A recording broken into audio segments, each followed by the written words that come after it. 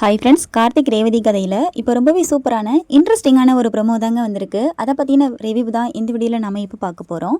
வீடியோக்குள்ளே போகிறதுக்கு முன்னாடி இந்த வீடியோ உங்களுக்கு பிடிச்சிருந்தா லைக் பண்ணிவிட்டு பாருங்கள். நம்ம சேனலை இது வரைக்கும் யாரெல்லாம் சப்ஸ்கிரைப் பண்ணாமல் ஃபர்ஸ்ட் டைமாக பார்க்குறீங்களோ நம்ம சேனலை சப்ஸ்கிரைப் பண்ணி பக்கத்தில் இருக்கிற பெல் ஐக்கானையும் கிளிக் பண்ணி ஆல்ல செட் பண்ணிக்கோங்க. அப்போதாங்க அடுத்தடுத்து போடக்கூடிய வீடியோஸ் எல்லாம் உங்களுக்கு உடனுக்குடன் நோட்டிஃபிகேஷனில் வரும், நீங்கள் பார்க்கலாம். ஈஸ்வரியும் சந்திரகலாவும் நேராக வீட்டுக்கு திரும்பி வராங்க. வரும் பொழுது பார்த்தோன்னா நம்ம சாமுண்டீஸ்வரிக்கு வந்துட்டு அடிபட்டுருது. அதுக்காக கட்டெல்லாம் போட்டுட்டு வீட்டுக்கு வராங்க. அப்போது வீட்டில் இருக்கவங்கெல்லாம் கேட்குறாங்க, அம்மா உங்களுக்கு என்ன ஆச்சு, ஏன் தலையில் கட்டு போட்டிருக்கீங்க அப்படின்னு கேட்குறாங்க. அப்போ ரோஹிணியும் வந்து பார்க்குறா. ரோஹிணி வந்து ஒரு ஆச்சரியத்தில் கேட்குறா, அம்மாவுக்கு என்ன ஆச்சு அப்படின்னு சொல்லிட்டு. அப்போ சந்திரகலா சொல்கிறாங்க, எல்லாத்துக்கும் காரணமே அந்த குழந்தை தான். இந்த குழந்தை இந்த வீட்டுக்கு வர நேரம்தான் எதுவுமே சரியில்லை. இப்போது அக்காவுக்கு இந்த மாதிரி ஆனதுக்கு காரணமும் அந்த குழந்தை தான். அந்த குழந்தை மட்டும் பிறந்துச்சுன்னா அக்காவோட உயிருக்கே ஆபத்துன்னு ஜோசியர் சொன்ன மாதிரியே தான் எல்லாமே நடந்துக்கிட்டு இருக்கு அப்படின்னு சொல்கிறாங்க. ஈஸ்வரி சொல்கிறாங்க, சந்திரா நீ கொஞ்ச நேரம் பேசாமல் அமைதியாக இரு, அதை பற்றி எல்லாம் ரோஹிணிகிட்ட நீ எதையும் சொல்ல வேணாம் அப்படின்னு சொல்கிறாங்க. அப்போ உடனே பாத்தியா அக்காவுக்கு இருக்க நல்ல மனசை பாத்தியா, உன் குழந்தை பிறந்து இந்த உலகத்துக்கு வரணும்னு தான் அக்கா ஆசைப்பட்றா. ஆனால் என்ன பண்ணுறது, உன் குழந்தை பிறக்க போகிற நேரம் தான் இப்படி இருக்கே அப்படின்னு சொல்கிறாங்க.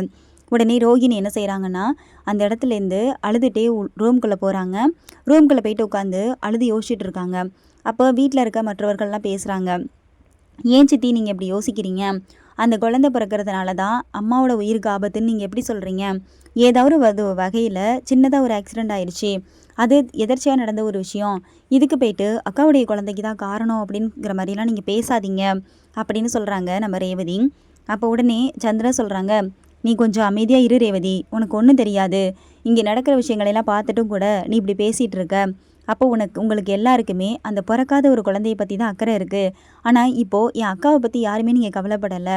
உங்களை மாதிரியெல்லாம் என்னால் அமைதியாக இருக்க முடியாது. எனக்கு இருக்கிறது என் அக்காவோட உறவு மட்டும்தான். என் அக்கா எனக்கு ரொம்ப முக்கியம் அப்படிங்கிற மாதிரி ரொம்ப நல்லவங்கள மாதிரியே பேசிகிட்டு இருக்காங்க. அப்பன்னு பார்த்து அந்த நம்ம ரோஹிணி என்ன செய்கிறாங்கன்னா உள்ளே போயிட்டு ரூம்குள்ளே உட்காந்து ஒரு பாப்பா போட்ட படத்தை எடுத்து வச்சு கையில் பார்த்து ஃபீல் பண்ணிகிட்ருக்காங்க. அதை பார்த்துட்டு கண் கலங்கி அவங்களுக்கு தானாக யோசிக்கிறாங்க, நான் என்ன செய்கிறது, எனக்கு அம்மா தான் ரொம்ப முக்கியம், அம்மாவுக்காக நான் என்ன வேணாலும் செய்வேன், இந்த குழந்தைய வந்துட்டு கலைக்கிறதுனால எனக்கு எந்த பிரச்சனையும் இல்லை அப்படின்னு சொல்லி அந்த இடத்துல வந்துட்டு ஃபீல் பண்ணி அழுதுகிட்டு இருக்காங்க ரோஹிணி. அப்போ உடனே நம்ம மயில் வாகனம் எல்லோரும் வந்துட்டு வெளியில் போயிடுறாங்க. அப்போ ரோஹிணி என்ன செய்கிறாங்கன்னா, இப்போ நம்ம என்ன செய்கிறது, நம்ம அம்மாவோட உயிர் தான் நமக்கு ரொம்ப முக்கியம், அம்மாவுக்காக நம்ம என்ன வேணாலும் முடிவெடுக்கலாம், இந்த உலகத்துக்கு இந்த குழந்தை பிறக்கிறது மூலியமாக இந்த மாதிரி அம்மாவோட உயிருக்கு ஆபத்துங்கிறதுனால அது வேணாங்கிறத முடிவெடுக்கிறதா நல்லது அப்படின்னு சொல்லிட்டு அந்த பாப்பா படத்தை வச்சுட்டு நேராக கிளம்பி ஹாஸ்பிட்டல் போகிறாங்க. ஹாஸ்பிட்டலில் போகும்பொழுது நர்ஸ் கேட்குறாங்க, என்ன ரோஹிணி மேடம் நீங்கள் மட்டும் தனியாக வந்திருக்கீங்க, உங்கள் ஹஸ்பண்ட் வரலையா அப்படின்னு சொல்லி கேட்குறாங்க. இல்லை மேடம், நான் உங்ககிட்ட கொஞ்சம் பேசணும், அதனால தான் தனியாக வந்திருக்கேன் அப்படின்னு சொல்கிறாங்க. என்ன விஷயம் சொல்லுங்கள் அப்படின்னு சொல்லி கேட்குறாங்க. நான் எனக்கு வந்துட்டு எப்படி சொல்கிறதுன்னு தெரியல அப்படின்னு சொல்லி பேச ஆரம்பிக்கிறாங்க. என்னவாக இருந்தாலும் நீங்கள் சொல்லுங்கள் அப்படின்னு சொல்லி கேட்குறாங்க. இந்த குழந்தை வந்துட்டு வேணான்னு முடிவு பண்ணியிருக்கேன் அப்படின்னு சொல்கிறாங்க. என்ன சொல்கிறீங்க ரோஹிணி நீங்கள் அப்படின்னு சொல்லி ஆச்சரியமாக கேட்குறாங்க அந்த டாக்டர். ஆமாம் டாக்டர், இந்த குழந்தை வந்துட்டு எனக்கு வேண்டாம், நீங்கள் வந்துட்டு எனக்கு வந்துட்டு இதை வந்துட்டு வேணாங்கிற மாதிரி பண்ணி கொடுத்துருங்க அப்படின்னு சொல்லி கேட்குறாங்க. அது மாதிரியெல்லாம் என்னால் பண்ண முடியாது அப்படின்னு சொல்லி டாக்டர் வந்துட்டு கோவமாக பேசுகிறாங்க. டாக்டர் ஒரு நிமிஷம் நான் சொல்கிறது கேளுங்க, நீங்கள் இந்த விஷயத்த பண்ணுறது மூலிமா இங்கே வந்துட்டு 2 உயிர் காப்பாற்றப்படும், அப்படி இல்லைன்னா 2 உயிர் போயிடும் அப்படிங்கிற மாதிரி சொல்கிறாங்க. என்ன நீங்கள் இப்படிலாம் பேசிகிட்டு இருக்கீங்க, நல்லா யோசிச்சு தான் நீங்கள் இந்த முடிவெடுத்தீங்களா அப்படின்னு சொல்லி டாக்டர் கேட்குறாங்க. நான் நல்லா யோசிச்சு தான் டாக்டர் சொல்கிறேன், இந்த குழந்தை வேணாம் அப்படிங்கிற மாதிரி சொல்கிறாங்க. சரி, ஒரு முறைக்கு 2 முறை நல்லபடியாக யோசிச்சுக்கோங்க. ஏன்னா நீங்கள் இப்போ எடுக்கிற முடிவுனால பிற்காலத்தில் நீங்கள் ரொம்ப கவலைப்பட வேண்டியிருக்கும், அதனால தான் நான் சொல்கிறேன். இந்த முடிவு நீங்கள் மட்டும்தான் எடுத்தீங்களா, இல்லை உங்கள் வீட்டுக்காரரோட சேர்ந்து தான் இந்த முடிவு எடுத்தீங்களா அப்படின்னு அந்த டாக்டர் கேட்குறாங்க. அப்போ உடனே ரோகிணி சொல்கிறாங்க, நாங்கள் சேர்ந்து தான் முடிவு எடுத்திருக்கோம், என் முடிவு தான் அவருடைய முடிவு அப்படிங்கிற மாதிரி சொல்கிறாங்க. அப்போ உடனே டாக்டர் சொல்கிறாங்க, சரிம்மா நீங்கள் நாளைக்கு காலையில் 10 மணிக்கு வந்துடுங்க, அதுக்கான வேலைகளையெல்லாம் நான் வந்துட்டு ரெடியாக வைக்கிறேன் அப்படின்னு சொல்கிறாங்க. சரிங்க டாக்டர், என்னை நீங்கள் புரிஞ்சுக்கிட்டதுக்கு ரொம்ப நல்லதுன்னு சொல்லி அந்த இடத்துல சொல்கிறாங்க. ஆனால் டாக்டர் வந்துட்டு அவ்வளோ ஈஸியாக அந்த விஷயத்துக்கு ஒத்துக்கல. நம்ம ரோஹிணி வந்துட்டு அவங்க காலில் விழுந்து கெஞ்சி கதறி அழுது கேட்டிருப்பாங்க. அந்த ஒரு காரணத்துக்காக தான் எந்த மருத்துவரும் செய்யாத ஒரு செயலை கூட அவங்க செய்கிறதுக்கு துணிஞ்சிருக்காங்க. உடனே ரோஹிணி என்ன செய்கிறாங்கன்னா, நீங்கள் என்னை புரிஞ்சுக்கிட்டதுக்கு ரொம்ப நன்றி டாக்டர், நான் போயிட்டு வரேன் அப்படின்னு சொல்லிட்டு அங்கேருந்து கிளம்புறாங்க. கிளம்பி நேராக வீட்டுக்கு தான் போகிறாங்க. அதுக்கு முன்னாடி என்ன செய்கிறாங்கன்னா, வீட்டில் இருக்க எல்லாருமே வந்துட்டு இப்போது இந்த விஷயத்துக்கு என்ன பண்ணலாம் அப்படிங்கிற மாதிரி யோசிச்சு முடிவெடுக்கிறாங்க.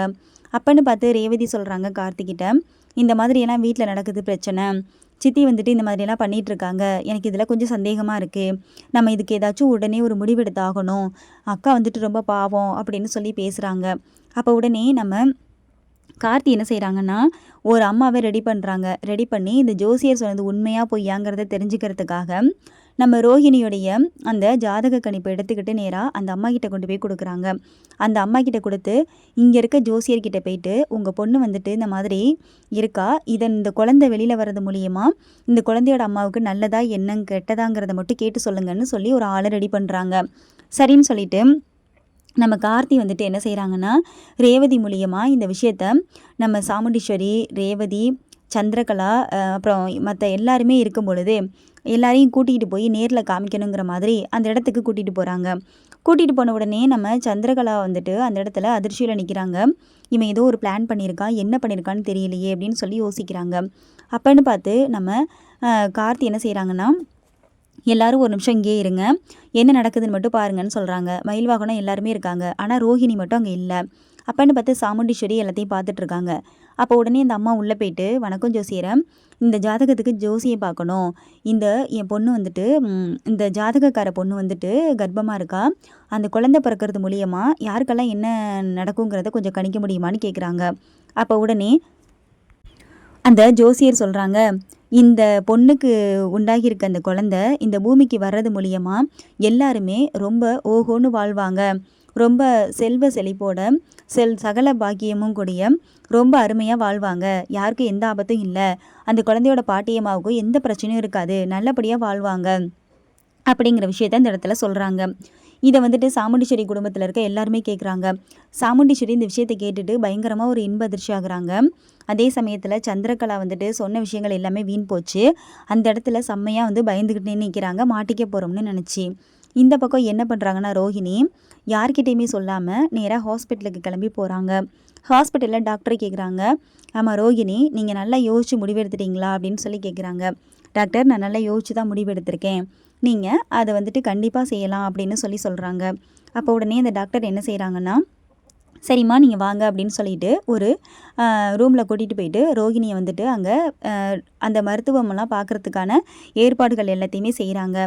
சாமுண்டீஸ்வரி என்ன செய்கிறாங்கன்னா, இந்த உண்மைகளை தெரிஞ்சுக்கிட்ட உடனே தன்னோட பொண்ணை காப்பாற்றி ஆகணும் அப்படின்னு சொல்லிட்டு அங்கேருந்து, இவ்வளோ நாளாக நம்ம தப்பாக நினச்சிட்டு இருந்துட்டோம் அப்படின்னு சொல்லிட்டு நேராக ஓடி வந்து வீட்டில் பார்க்குறாங்க. வீட்டில் ரோஹிணி இல்லை. வீட்டில் ரோஹிணி இல்லைங்கவும் உடனே வந்துட்டு ஒருவேளை ஹாஸ்பிட்டலுக்கு போயிருப்பாளோன்னு நினச்சி வேகமாக நேராக ஹாஸ்பிட்டலுக்கு போகிறாங்க. ஹாஸ்பிட்டலுக்கு போகிற சந்திரகலா குடும்பத்தினருக்கும் சந்திரகலாவுக்கும் அங்கே காத்துக்கிட்டு இருக்கிறது என்னங்கிறத அடுத்து வரப்போகிற வீடியோக்கெல்லாம் நம்ம பார்த்து தெரிஞ்சுக்கலாம். இந்த வீடியோ பிடிச்சிருந்தா லைக் பண்ணுங்கள், கமெண்ட் பண்ணுங்கள், ஷேர் பண்ணுங்கள், நம்ம சேனலை சப்ஸ்கிரைப் பண்ணிக்கோங்க.